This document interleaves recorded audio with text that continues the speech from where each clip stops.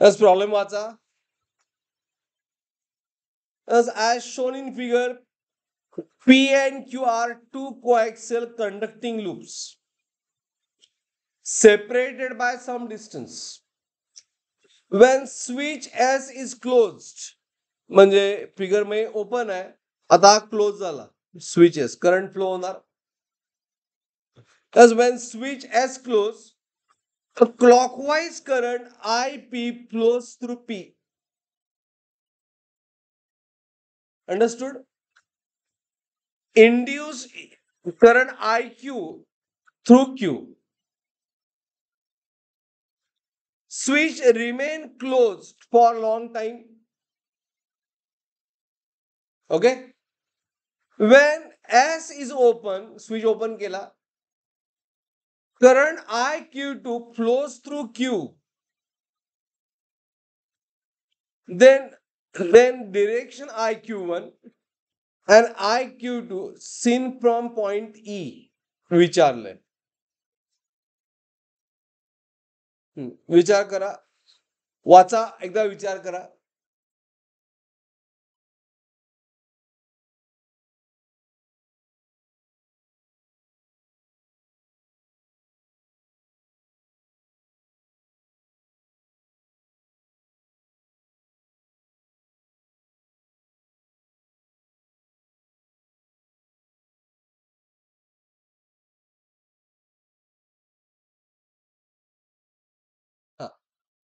Answer सांगा.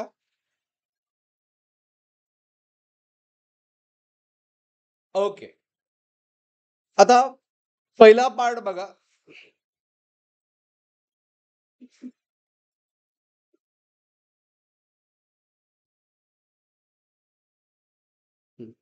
पहिल्या part मध्ये मी लक्ष द्या एव्हरीवन. काय म्हणलंय की स्विच एस क्लोज झाला.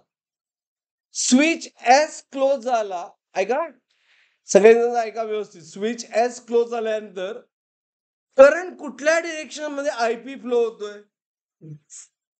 Flows IP in which direction? Clockwise direction मध्ये पहिल्यांदा करंट फ्लो होतोय. Is it clockwise? बरोबर. हा करंट फ्लो झाल्यानंतर काय होणार की मॅग्नेटिक फील्ड प्रोड्यूस होणार. अगोदर मॅग्नेटिक फील्ड 0 होती, आता magnetic field change to what? Some value. मग ह्या दोघा कॉइल मध्ये पी एन क्यू मध्ये दोघांमध्ये जर मॅग्नेटिक फील्ड चेंज झाली, मग फॅराडे काय म्हणतोय? ईएमएफ प्रोड्यूस होणार. म्हणजे इथं ईएमएफ डेफिनेटली पहिल्यांदा प्रोड्यूस होणार.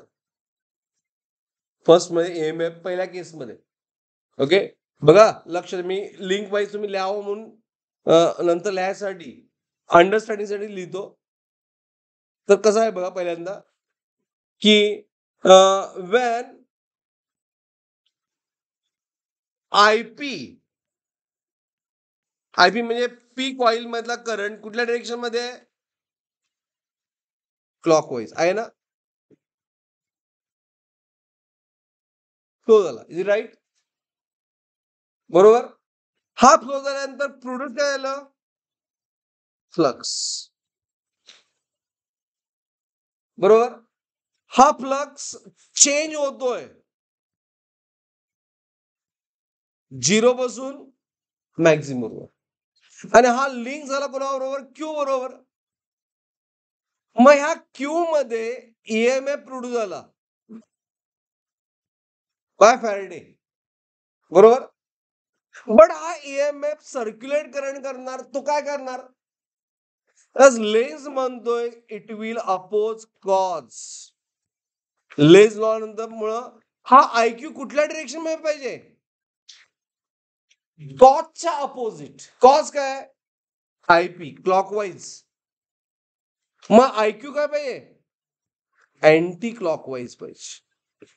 पहिल्यांदा आयक्यू अँटी क्लॉकवाईज आहे. Is it clear? का कळाल सगळ्यांना? कॉज क्लॉकवाईज आहे म्हणून आयक्यू काय? Anti clockwise. मग अँटी क्लॉकवाईज वाला बोथ अँटी क्लॉकवाईज किंवा डी, सी किंवा डी करेक्ट आहे. आता पुढचा पार्ट फार महत्वाचा आहे पाटील. सेकंड पार्ट मध्ये काय म्हणलंय? सेकंड पार्ट मध्ये वेन स्विच इज ओपन म्हणजे आयपी काय आला? 0. बरोबर आहे ना? बघा लक्ष द्या, आपण क्यू इम्पॉर्टंट आहे. क्यू मध्ये इनिशियल फ्लक्स होता लेट से 10, आयपी मुळे होता तो आता फायनल काय आला? 0 झाला. मग परत ईएमएफ प्रोड्यूस होणार यामध्ये, पुन्हा EMF produce in what? Q. आणि हा ईएमएफ कॉसला अपोज करतो. आता कॉस काय आहे?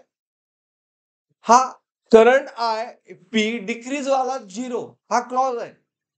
मग ते अपोज करायला पाहिजे. मग कुठल्या डिरेक्शन मध्ये आयपी येतात? IQ as cause decreasing. Cause यामध्ये काय? As IP decrease to 0. IP कमी व्हायला आहे, क्लॉकवाईज मध्येच कमी व्हायला आहे. मग कमी होणे हा कॉज आहे, डिक्रीज इज अ कॉज. मग आयक्यू न काय करायला पाहिजे? लेन्स लॉ मुळे आयक्यू मस्ट इन्क्रीज इट. मग हा इन्क्रीज करण्यासाठी आयक्यू न हे इन्क्रीज करण्यासाठी काय करावे? कुठल्या डिरेक्शन मध्ये फ्लो आला पाहिजे? क्लॉकवाईज मध्ये. आयक्यू ने इन्क्रीज डिक्रीज केलं परत अपोज झालं ना, परत डिक्रीज होणार. मग इन्क्रीज करण्यासाठी it must move what? In clockwise direction.